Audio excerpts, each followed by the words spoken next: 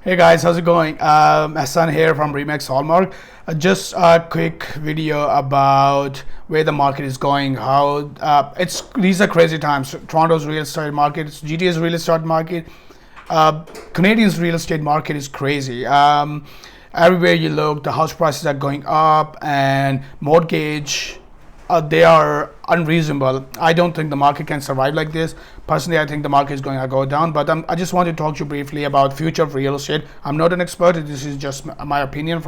I've been in real estate for a while, and I'm a licensed realtor. I'm actively engaged in learning about real estate every day and the trends and markets. I'm talking to other realtors and discussing with clients what they feel. So I have a brief idea of what I see, in my opinion, the market is going to be, which area is going to make more money than others. I'm gonna talk about Ontario, especially GTA's real estate. So the first thing is market is crazy these days. I tell everyone, and market is not going to survive like this. The rents are super high. A one-bedroom condo in Toronto, downtown core, is around $2,600. If you move further, even if in Mississauga, if you look, its rent is around 23. And I'm talking about good condos. You can of course find basements in 1700s, but I'm talking about average out there. Same for house prices. House prices are already too high, but I think they're gonna get higher. I'll tell you how. Mortgage rates have been all-time high, 5%. Not all time, they used to be much higher, like 20, 30 years, but prices were reasonable. Let's say if you were paying 8% on a house that costs you, let's say 200K, 200 or 300K, it's not a bad deal. You're not, at the end, you don't pay a lot of money, but if your house is already $1 million, your mortgage is 800K after paying 20% down payment.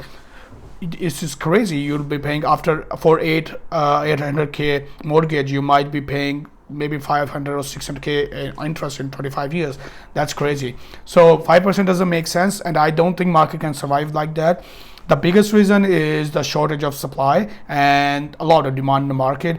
The government doesn't seem serious about building houses, more condos, more. That's why we need more condos, more homes, more multi-residential. But government says they are serious about this. They are considering, but it doesn't look like the same thing on a real scale. The paper, what's on paper is different from what's happening in the market.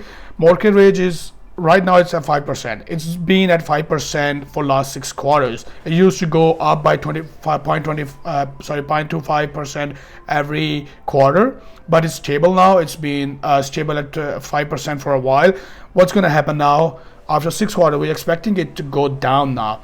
We're expecting to go for the mortgage rate to lower by 50 point basis or 75 point basis, so that's 0.75 maximum by the end of 2024.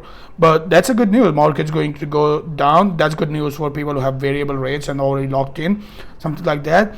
Not going to be a happy news for buyer per se if they don't buy right now and wait for them the rates to go down. What's going to happen if the mortgage rates go down?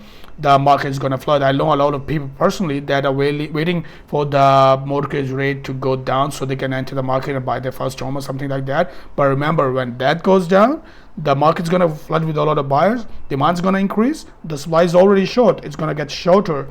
The house prices are going to go up further.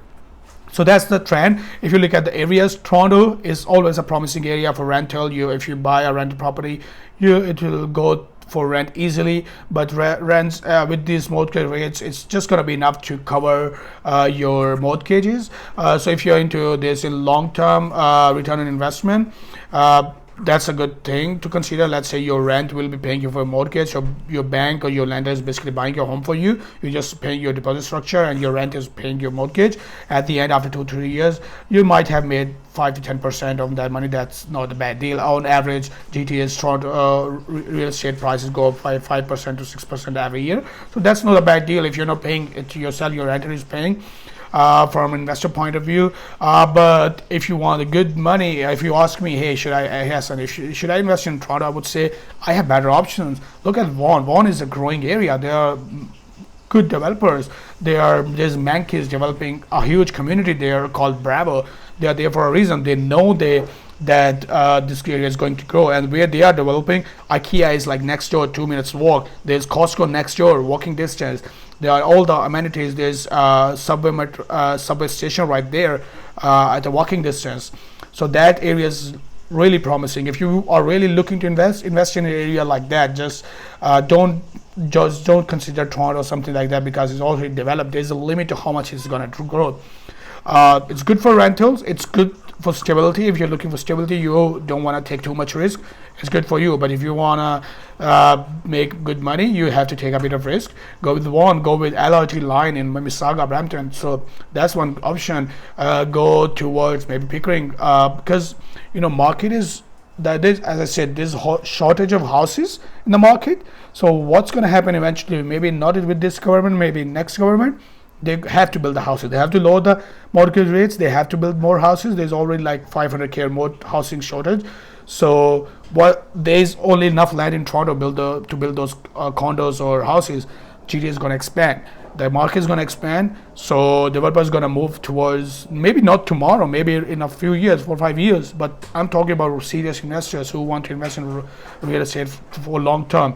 So look into those areas that look promising.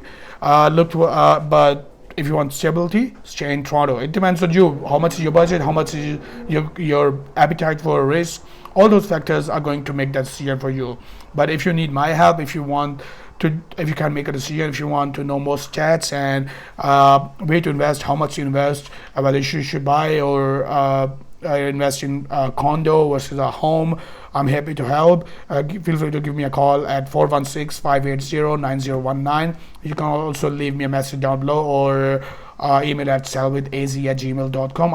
I'm happy to help. You don't have to pay me anything at this moment. I'm happy to do a free consultation for you.